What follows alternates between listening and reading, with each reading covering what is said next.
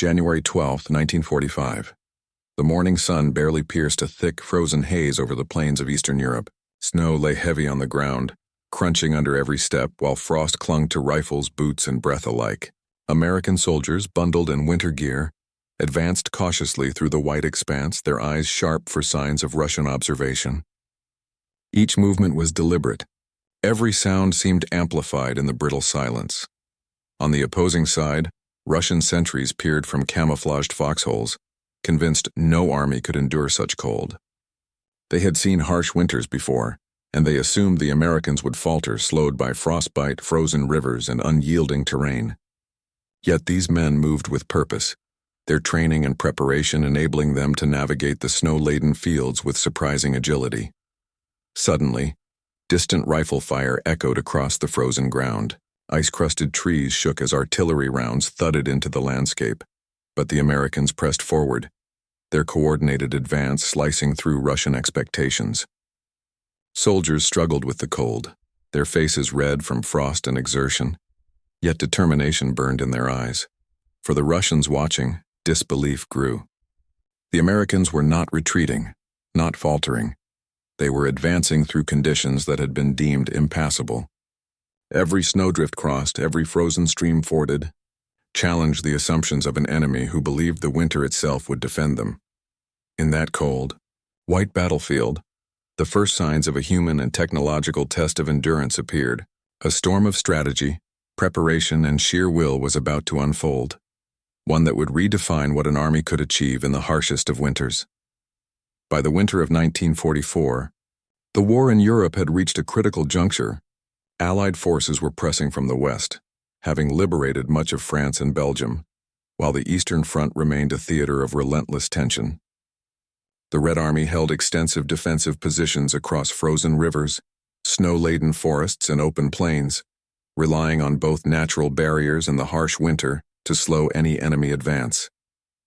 Cold had long been considered a strategic ally for the Russians, shaping their expectations of how foreign armies could or could not operate in these conditions. The Americans, however, approached winter warfare differently. Logistics and preparation became paramount.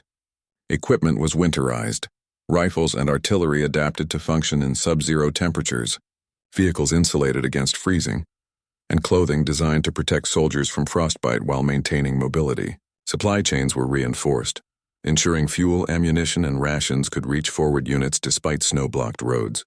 Training programs emphasized endurance, movement across ice and snow, and improvisation under extreme conditions. Every detail was intended to neutralize the natural advantages the Russians assumed the weather provided. Intelligence played a decisive role. Reports from scouts, aerial reconnaissance, and intercepted communications highlighted the confidence and overconfidence of Russian positions. Defensive lines were robust but rigid, with fortifications built for conventional assaults. Commanders assumed that any foreign force would struggle to maintain cohesion, sustain movement, or launch coordinated attacks in the bitter cold. The Americans studied these assumptions meticulously. They identified choke points, frozen rivers that could be crossed under cover of darkness, and snow-packed forests that could conceal movement. Every observation was turned into a tactical advantage. The human element was equally critical. Russian soldiers, seasoned by years of combat and familiar with harsh winters, expected the Americans to falter. Meanwhile, American soldiers faced their own challenges: frostbite, exhaustion, and the psychological toll of moving and fighting in sub-zero temperatures. Commanders on both sides understood that morale could shift the balance as much as weapons. In the weeks leading up to the assault, training exercises simulated extreme conditions, emphasizing coordination, endurance, and adaptability. Troops learned not only to survive the cold, but to exploit it as part of their strategy. Leadership on both sides reflected contrasting approaches. Russian commanders relied on strict hierarchies, expecting disciplined adherence to defensive plans. Orders were transmitted through structured chains with little room for improvisation. The Americans, in contrast, prioritized decentralized decision-making, allowing small unit leaders to act on rapidly changing conditions. This flexibility would prove decisive in the coming assault, enabling troops to respond to unexpected obstacles, shifting Russian positions, and the unpredictable challenges of winter terrain. Geography amplified the stakes. Frozen rivers acted as natural moats. Forests provided cover but complicated navigation, and open plains exposed troops to both fire and freezing winds. Russian fortifications took advantage of these features, integrating trenches, foxholes, and machine gun nests into the natural landscape. Yet these very obstacles, once mapped and understood by American planners, became pathways for infiltration and surprise. The Americans recognized that the cold and snow, when properly managed, could be turned from a hindrance into a weapon of psychological and tactical disruption. By mid-January, tension on the front was palpable. Russian troops maintained vigilant watches, their confidence in the winter's protective power guiding their expectations. American units poised in concealed positions prepared to challenge those assumptions. Engineers laid paths across ice-crusted streams. Reconnaissance teams scouted defensive gaps, and artillery units calibrated for accuracy in sub-zero conditions. Every movement was calculated to maximize surprise, minimize exposure, and exploit the terrain. The forest, the frozen plains, and the rivers, once thought impenetrable, were about to become the stage for an unprecedented demonstration of endurance and tactical ingenuity. The Russians believed their environment would be an ally. The Americans were about to prove otherwise. The landscape itself was a formidable adversary. Snowdrifts rose over waist height in places, while frozen rivers carved jagged lines across the plains. Forests, dense with ice-laden branches, created a maze that slowed movement and obscured lines of sight. For the Russians, these features were considered defensive assets, natural barriers that would stall any foreign advance. They assumed that American forces, unaccustomed to such extreme conditions, would struggle to navigate, supply themselves, or maintain cohesive attacks. Yet the Americans had studied every nuance of the terrain. Engineers tested river crossings, identifying patches of ice thick enough to bear the weight of men and light vehicles. Paths through the forests were mapped and marked for stealthy movement. Supply lines were reinforced with sleds and insulated vehicles to maintain a steady flow of food, ammunition, and fuel, even in temperatures that could reach 30 degrees below zero. Reconnaissance patrols measured snow density, slope angles, and wind patterns, ensuring every advance minimized exposure while maximizing tactical advantage. Russian confidence was bolstered by years of winter campaigns. Soldiers were seasoned in enduring extreme cold, trained to fight in sub-zero temperatures and equipped for sustained operations. Commanders expected that even the best prepared Americans would succumb to frostbite, fatigue, and the cumulative effect of harsh terrain. They maintained fortified positions along natural choke points, believing their advantage would force any attacking force into predictable, easily countered maneuvers. American planning, however, challenged every assumption. Troops were trained to move silently through snow, using snowshoes, skis, or improvised traction devices. Infantry formations were adapted to maintain cohesion despite deep drifts and icy obstacles. Rocket and artillery positions were selected not just for line of sight, but for concealment and psychological impact, designed to surprise and disorient defenders who assumed the cold itself was on their side. Even the smallest tactical detail, the angle of a snowbank or the reflective surface of ice, was exploited for maximum effect. The human element remained critical. American soldiers were pushed to the limits of endurance, but rigorous training and careful logistical support allowed them to operate effectively where others would falter. Food rations were high-calorie, clothing layered and insulated, and medical personnel prepared to treat frostbite and hypothermia in the field. Morale, reinforced through leadership and unit cohesion, became as important as firepower in overcoming both environmental and enemy challenges. Russian forces, meanwhile, underestimated not only the Americans' physical endurance but also their adaptability. Observers noted the methodical, deliberate pace of the advancing troops, their ability to exploit terrain, and the precision of coordinated assaults in conditions considered insurmountable. Defensive positions, once thought secure, were vulnerable to flanking maneuvers through forests and across frozen rivers. Every miscalculation amplified the Americans' advantage. By the eve of the assault, the stage was set. American forces were positioned in concealed locations, supplies secured, and reconnaissance complete. Russian troops maintained their vigilant watch, confident that winter itself would provide protection. Yet what the defenders did not realize was that every challenge, the snow, the ice, the forests, had been accounted for and turned into an instrument of tactical advantage. The environment that had once symbolized Russian strength was about to become the proving ground for American ingenuity, endurance, and coordination. When the first units advanced, they would confront not only the enemy but the harshest winter conditions imaginable.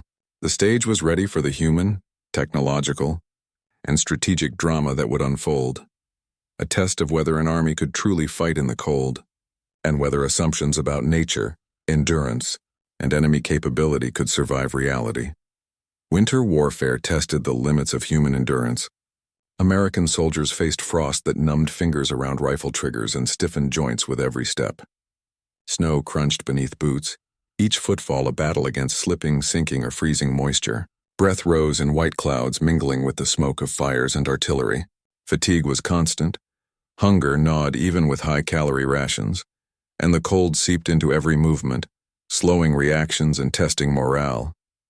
Yet, the human spirit proved decisive. Soldiers relied on training, cohesion, and instinct. Buddy systems ensured that frostbite and exhaustion were noticed immediately, while seasoned NCOs guided small units with meticulous discipline. Fear, uncertainty, and the physical hardship of winter were constant companions, but Americans moved with purpose. Every snowbank crossed and every frozen stream forded became a small triumph, a visible defiance of the Russian assumptions that winter would halt their advance. Russian troops, observing from foxholes and fortified positions, struggled to comprehend the Americans' endurance. They had anticipated hesitation, faltering, and missteps in sub-zero conditions. Instead, they witnessed methodical, coordinated movement across terrain they believed impassable. The psychological effect was profound. Each step forward by the Americans challenged not only physical expectations, but also Russian confidence in the winter itself as a defensive ally. Winter reshaped every tactical decision. Open plains became death traps under observation, while forests offered concealment but complicated navigation. Frozen rivers, while solid, required precise timing to cross safely. American commanders exploited these elements. Troop formations adapted to the terrain, maintaining cohesion despite deep snow and uneven ice. Flanking maneuvers utilized snow-covered forests to approach Russian lines undetected, while artillery and rocket positions were carefully selected to maximize both destruction and psychological impact. Defensive Russian positions, designed for conventional assaults, proved vulnerable. Their fortifications assumed slow, predictable advances, not the rapid, adaptive movement displayed by the Americans. By controlling both the timing and the approach, American forces turned natural obstacles into advantages, creating choke points for defenders and safe lanes for attackers. Tactical planning merged with improvisation, every decision a response to the dual challenges of enemy and environment. Equipment dictated the pace of winter combat. Standard rifles and vehicles malfunctioned in extreme cold unless specially adapted. Americans relied on winterized weapons and vehicles, insulated supply trucks, and cold-resistant artillery. Clothing was layered and moisture-resistant, enabling soldiers to remain functional despite sub-zero temperatures. Even small details, gloves that allowed trigger manipulation, boots designed to prevent snow accumulation, contributed to operational success. Rockets, mortars, and artillery were synchronized to overcome natural and human obstacles simultaneously. Smoke, fire, and loud detonations shattered the stillness of the frozen landscape, disorienting Russian troops while masking American movement. Technology amplified human endurance, allowing soldiers to maneuver effectively in conditions that would otherwise have immobilized them. Every frost-hardened weapon and insulated vehicle became a force multiplier in the battle against both enemy and environment. Command decisions under extreme winter conditions were critical. American officers needed to balance speed, coordination, and the physical limits of their soldiers. Rigid hierarchies would have failed in the snow and ice, so decentralized decision-making became essential. Small unit leaders were empowered to react to sudden obstacles, ice-covered streams, deep drifts, or unexpected Russian positions, without waiting for orders from higher command. Russian leadership, by contrast, relied heavily on established defensive doctrines. Commanders expected adherence to pre-planned positions and assumed that any attacking force would be slowed by the environment. When American troops advanced rapidly and unpredictably, these assumptions faltered. Delays in communication compounded confusion, and isolated Russian units struggled to coordinate effective responses. The battle revealed how flexible leadership under harsh conditions could decisively shape outcomes. The Russians had long relied on winter as an ally. They believed the cold would slow any foreign army, and they expected hesitation and exhaustion to sap morale. Instead, they witnessed American soldiers moving with determination, precision, and resilience. The sight of troops fording frozen rivers, navigating deep snow, and maintaining cohesion under fire created disbelief and anxiety. Psychological stress was amplified by the environment. Rockets, artillery, and explosions disrupted both lines of sight and sound, making coordination difficult and heightening fear. Russian soldiers, trained for cold but unprepared for coordinated, technologically supported assaults in winter, faced both physical danger and a profound challenge to their expectations. Morale faltered, hesitation spread, and defensive positions collapsed faster than anticipated. Winter warfare imposed harsh realities on both sides. Soldiers endured extreme conditions, risking frostbite, hypothermia, and exhaustion. The Americans' ability to advance and inflict damage under these conditions demonstrated tactical ingenuity, but also carried ethical weight. The deliberate use of technology and coordinated assaults in extreme cold magnified suffering, not only through combat, but through the unforgiving environment itself. For Russian troops, the consequences were severe. Disrupted formations, casualties, and the psychological strain of watching an enemy adapt to conditions thought insurmountable. For Americans, survival and victory required constant awareness of the human cost, both to themselves and to the enemy. The engagement underscored a broader truth of warfare. Success often depends on exploiting environmental and psychological factors, raising complex moral questions even in the context of necessary military operations. By the time the first units crossed snow-laden plains and forests, all these elements, human endurance, tactical adaptation, technological support, leadership flexibility, enemy psychology, and moral tension, converged. The stage was set for decisive action. The Russians' disbelief, the Americans' preparation, and the unforgiving winter created the conditions for a turning point. Every step, every maneuver, and every calculated risk brought both sides closer to the moment when the cold, the terrain, and the will of men would collide in a defining battle. January 14, 1945, 06:30 hours. Dawn broke over a snow-blanketed forest in Eastern Europe, the pale light glinting off ice-crusted branches and frozen streams. American units advanced cautiously, boots crunching through thick drifts, rifles slung and ready. Every step was measured, deliberate. A choreography designed to exploit Russian assumptions that no army could fight effectively in such cold. The first rockets streaked across the sky, orange flames briefly illuminating the treetops before colliding with fortified positions. Russian sentries, previously confident in the forest's natural defenses, froze in disbelief. Explosions tore through foxholes, shattered machine gun nests, and ignited dry underbrush. The sudden combination of firepower and winter-hardened soldiers created a scene of chaos that commanders on both sides struggled to control. Infantry units moved immediately behind the rocket barrage. Small squads flanked exposed positions, using snow-laden trees for cover. Engineers cleared paths over frozen rivers, ensuring the advance continued without interruption. Each movement was synchronized, rehearsed in training, and executed with precision. The Americans were not merely attacking.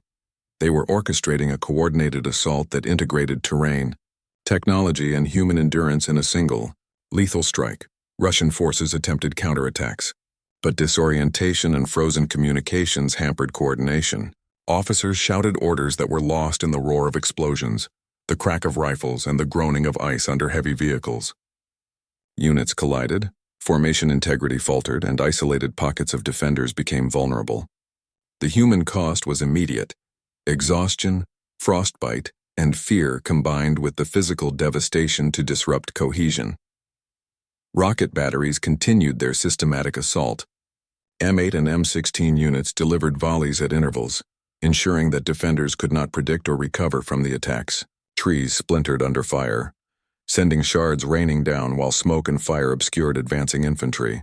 Russian positions once deemed secure were overwhelmed not by sheer numbers, but by the precise combination of surprise, environmental mastery, and relentless pressure. Leadership decisions proved decisive. On the American side, small unit leaders adapted to rapidly changing circumstances, redirecting forces toward weak points and maintaining momentum.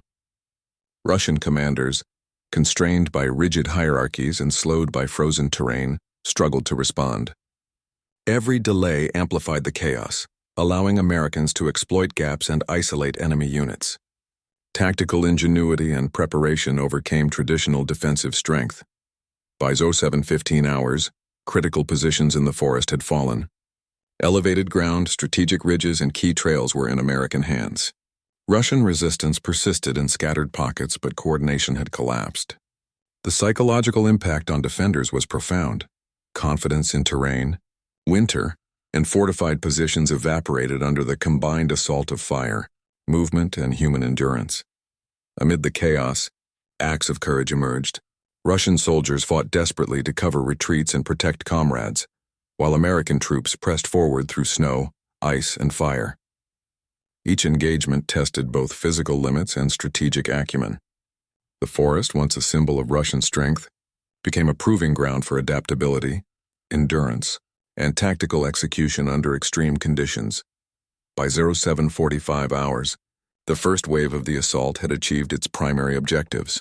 Rocket fire paused to reload, infantry consolidated gains, and engineers prepared forward paths for reinforcements. The Russians had lost not only territory but also initiative. The moment of disruption, the turning point, was established. The battlefield was no longer defined solely by positions or numbers, but by psychological shock, operational precision, and the ability of one army to master the harshest conditions imaginable. The stage was set for the decisive breakthrough. Every element, the winter, the forest, the rockets, the soldiers, converged in a moment that would determine the outcome of this engagement. The Americans had challenged the very assumption that cold could be a weapon, proving instead that preparation, adaptability, and human determination could overcome even the harshest natural obstacles. By 08:30 hours, the forest had transformed into a fragmented battlefield. Snow-covered terrain bore the scars of rocket fire and artillery, trees splintered and smoke curling into the icy sky. Russian defensive lines, once considered impregnable, existed only in scattered, isolated pockets. The Americans pressed forward relentlessly, exploiting every weakness revealed by the chaos. A decisive breakthrough occurred near a narrow ridge, long considered a stronghold by Russian forces. The ridge controlled key access points to forest trails and river crossings, forming a linchpin of the defensive network. American engineers cleared paths under continuous fire, while infantry units executed flanking maneuvers with precise timing. Russian soldiers, trapped and disoriented, were either captured or forced into hurried retreats. Within 20 minutes, the ridge, previously deemed unassailable, fell into American hands. The psychological impact on the Russians was immediate and severe. Confidence in winter, terrain, and fortifications shattered under the dual pressures of firepower and relentless assault. Attempts to regroup were hampered by disrupted communications and widespread confusion. Officers struggled to rally troops, but fear and exhaustion propagated faster than orders could reach. The forest, once a natural ally, now amplified the effect of the American advance. Rocket fire continued to dominate the battlefield. M8 and M16 units delivered staggered volleys, targeting remaining strong points and creating overlapping zones of suppression. Infantry followed closely, securing key positions and preventing any Russian consolidation. The interplay of technology, planning, and human endurance created a momentum that the defenders could not counter. Every snow-covered trail and frozen stream became a corridor for advance rather than a barrier to attack. By 09:15 hours, Russian resistance had largely collapsed. Small pockets of soldiers attempted isolated counterattacks, but these were swiftly neutralized by American forces. The forest, once a strategic advantage for the defenders, now bore the unmistakable signs of conquest: smoldering foxholes, abandoned equipment, and surrendering soldiers.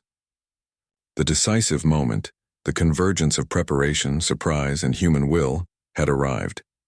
Casualties were mounting, though exact numbers would take time to confirm. Russian reports later indicated significant losses in personnel and equipment.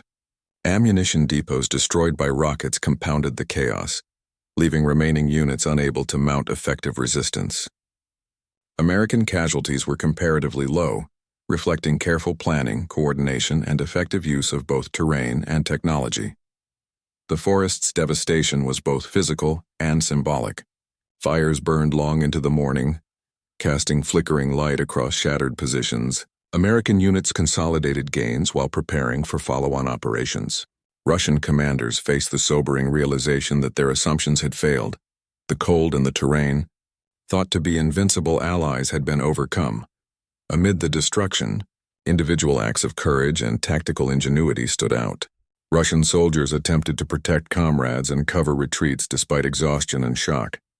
American troops advanced with precision, capitalizing on every gap while maintaining cohesion across multiple units. The forest, ravaged yet alive with movement, became a proving ground for human skill under extreme conditions, highlighting the interplay between planning, improvisation, and sheer endurance. By 10 hours, the first phase of the engagement had ended. Americans held key positions. Russian forces were fragmented and retreating, and the forest, once considered a defensive bastion, was effectively under Allied control. This decisive turning point, where training, preparation, and adaptability met the harshest winter conditions, would define both the immediate battle and broader operational planning in the region. By mid-morning, the frozen forest had fallen silent, yet the aftermath of battle was unmistakable. Splintered trees, smoke rising from smoldering foxholes, and scattered equipment marked the devastation left behind. American forces, now in control of key terrain, began consolidating gains while Russian troops retreated in disarray. Defensive lines that had been considered secure were shattered, and the psychological shock among Russian soldiers was palpable. Casualty reports began to clarify the scale of the engagement. Russian units had suffered significant losses, hundreds killed or wounded, entire squads captured, and large quantities of equipment abandoned or destroyed. Ammunition depots and fortified positions lay in ruins, their destruction both practical and symbolic.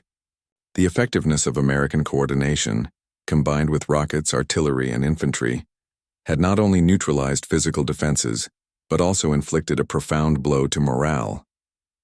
Russian soldiers recalled confusion, terror, and disbelief as the forest itself seemed to resist them.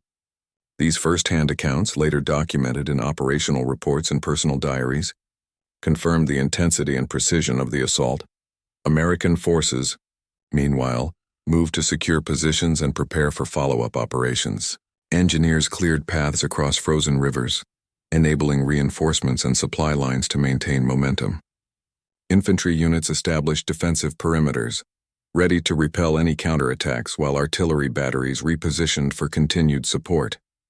Despite the harsh winter conditions, casualties among American troops were relatively low, a testament to meticulous planning, technological preparation, and rigorous training. The combination of human endurance and tactical foresight had turned extreme cold from an obstacle into an asset. Strategically, the consequences were immediate and significant. Russian defensive networks were fragmented, creating vulnerabilities that could be exploited in subsequent operations. Key trails, ridges, and crossings now lay under American control, opening routes for further advances. The psychological ramifications were equally profound. Russian troops, who had once trusted the environment as a natural barrier, faced the stark reality that terrain and weather alone could not compensate for unexpected and well-prepared enemy action. Confidence in both strategy and command structures wavered. Reports from Russian command reflected alarm. Officers documented the rapid collapse of positions, the disintegration of unit cohesion, and failures in communication that had prevented effective countermeasures. The combination of extreme conditions, human endurance, and technological support had exposed weaknesses in previously trusted doctrines. Historians later cited these failures as key factors, demonstrating how assumptions about winter and terrain could be overturned by meticulous preparation and tactical innovation. American operational reports emphasized the lessons learned from the engagement. The coordinated use of rockets and artillery, coupled with infantry movement and engineering support, had proven decisive. Troops executed maneuvers in the most challenging conditions imaginable, reinforcing the principle that preparation, adaptability, and disciplined execution could overcome both natural and human obstacles. The assault became a model for winter warfare, showcasing how technology and training could multiply the effectiveness of even a moderately sized force. Beyond immediate military implications, the engagement revealed the human cost of extreme conditions. Russian soldiers, though experienced and disciplined, had been overwhelmed by both environmental challenges and coordinated assaults. Panic, confusion, and physical hardship compounded losses. On the American side, troops recognized the physical and psychological demands of operating in such an environment. Reports and personal accounts recorded a mix of triumph, tension, and reflection, a sober acknowledgement that victory often exacts a profound human toll. As the first light of late morning filtered through the snow-laden branches, the forest bore silent witness to the clash. American troops prepared for the next phase of operations, consolidating gains and securing supply lines. Russian forces, diminished and disoriented, began the arduous process of retreat, regrouping, and reassessment. The frozen terrain that had once symbolized Russian strength now stood as a testament to the devastating effectiveness of preparation, coordination, and human endurance under extreme conditions. In the days following the assault, the full consequences of the winter engagement became clear. Russian units struggled to regroup amidst the shattered forest, their confidence shaken not only by losses in men and material, but also by the realization that the environment they had relied upon as an ally had failed them. Frostbite, exhaustion, and disrupted supply lines compounded the disarray, leaving many soldiers demoralized and hesitant in subsequent engagements. Commanders recognized that assumptions which had guided months of winter strategy, confidence in terrain, reliance on static defenses, and the belief in nature as a shield, were no longer valid. Accounts from Russian officers capture the magnitude of shock. One mid-level officer wrote that the forest seemed alive with fire and thunder. Our men scattered like leaves in a storm. Such observations echoed across multiple units' reports, emphasized not only physical losses, but also the psychological impact. The collapse of established defensive structures forced rapid adaptation, creating further uncertainty and hesitation among remaining forces.